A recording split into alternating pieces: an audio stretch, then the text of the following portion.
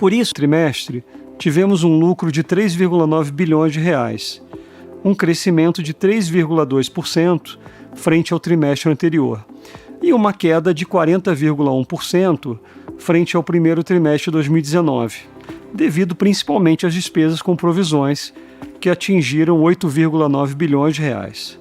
Apesar disso, nosso ROI voltou a apresentar crescimento, atingindo 11,9%.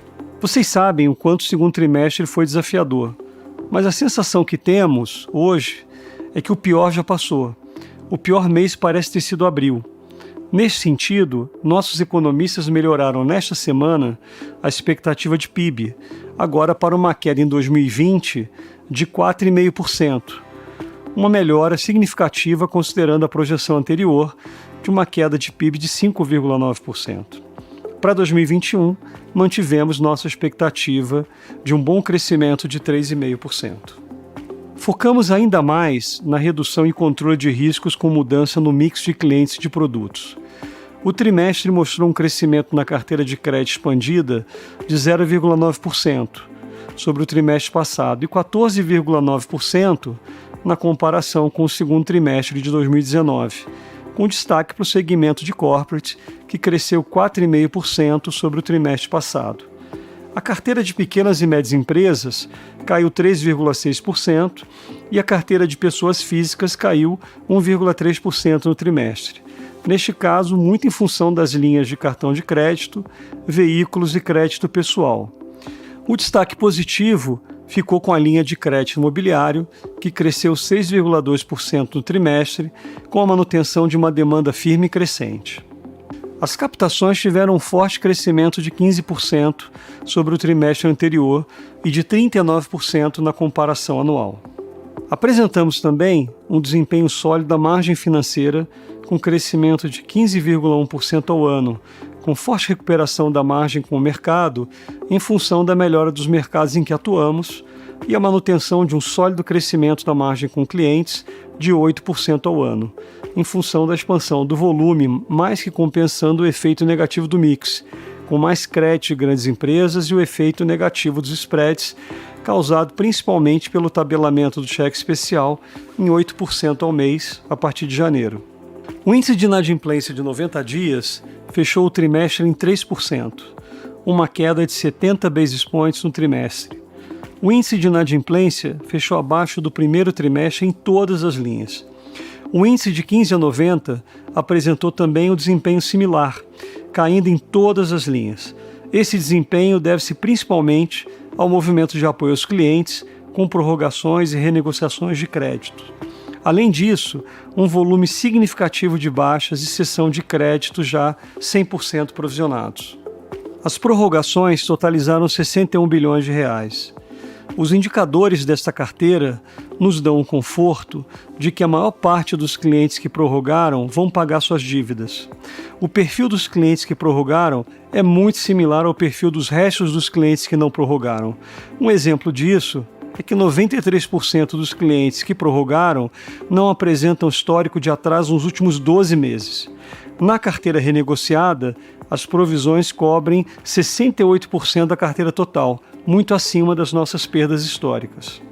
No segundo trimestre, elevamos nossas provisões de crédito, com a despesa de PDD expandida de 8,9 bilhões de reais, representando em termos anualizados 5,4% da nossa carteira. Nosso estoque de PDD total atingiu o nível de 9% da nossa carteira de crédito. O NPL Creation caiu significativamente no trimestre, atingindo 2,2 bilhões de reais, bem abaixo do provisionamento no trimestre. A queda do NPL Creation ocorreu em todas as linhas da nossa carteira.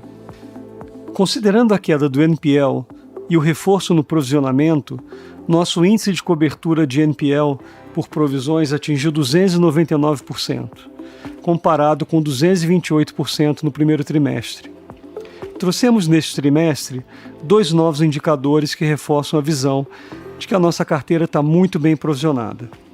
Nosso índice de cobertura, excluindo os créditos 100% provisionados, que atingiu 602% no segundo trimestre, e o índice de cobertura, incluindo toda a carteira renegociada ao NPL, que mostra um índice de 124%.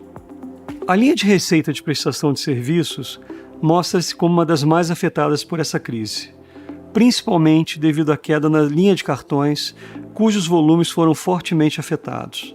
Além disso, a administração de fundos sofre com a saída de recursos de fundos de renda fixa tradicionais, principalmente para nossos depósitos, e a linha de operações de crédito, com a redução nas originações de crédito ao consumo.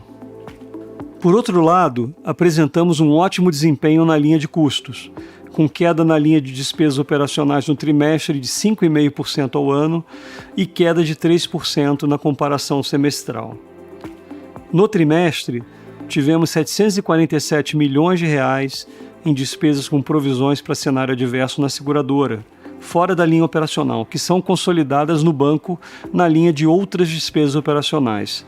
Removendo esse efeito, a queda nas despesas operacionais no trimestre seria de 11,6% e no semestre 7,6%. Vamos implementar um programa de redução estrutural de custos no segundo semestre de 2020, que envolve a aceleração da otimização da rede, uso intensivo do home office, entre outras medidas. Este programa deve contribuir para uma redução nominal pelo menos em 2020 e 2021. E além disso, vamos continuar buscando oportunidades de redução com base nas mudanças de comportamento dos clientes, que devem continuar trazendo benefícios no futuro. Em relação a Bradesco Seguros, o resultado das operações mostra um forte crescimento de 29% na comparação com o primeiro trimestre, devido principalmente à queda da sinistralidade. O resultado financeiro melhorou, mas ainda permanece abaixo da média anterior devido ao baixo nível do IPCA e ainda a um IGPM elevado. Na comparação do trimestre com o primeiro trimestre de 2019, houve um crescimento de 5,1% nessa linha. Tivemos uma forte melhora em nosso capital, com o índice de capital principal subindo 120 basis points e o de capital Tier 1 subindo 110 basis points. Vale destacar que neste trimestre reduzimos nossa posição em ativos no exterior para 1/3 da posição anterior, o que deve no futuro evitar a volatilidade do nosso capital em caso de grandes variações do dólar. Bom, chegamos ao fim deste nosso primeiro podcast, no qual tivemos a oportunidade de explicar melhor os nossos resultados. Lembrando que vocês também podem se cadastrar no mailing RI para receber todos os nossos comunicados, informações relevantes e relatórios sobre o Banco Bradesco. Esperamos por vocês nos próximos encontros. Até lá!